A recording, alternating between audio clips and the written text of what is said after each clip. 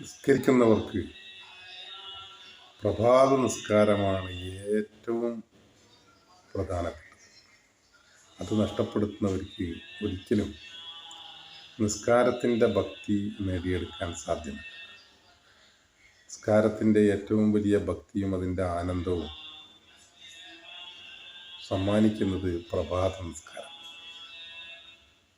ആ നിസ്കാരത്തിന് വേണ്ടി എഴുന്നേറ്റ് പോകുന്നത് അല്ലാഹുവിനടുക്കൽ വളരെ തൃപ്തികരമായ ഒരു കർമ്മമാണ്.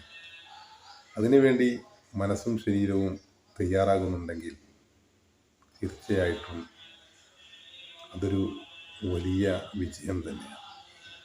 അതിനുവേണ്ടി ചെറിയ പ്രായം മുതലേ മക്കളെ പരിശീലിപ്പിക്കുക എന്നത് മാതാപിതാക്കളുടെ ഏറ്റവും പ്രധാനപ്പെട്ട ഒരു കടമയും കർത്തവ്യവും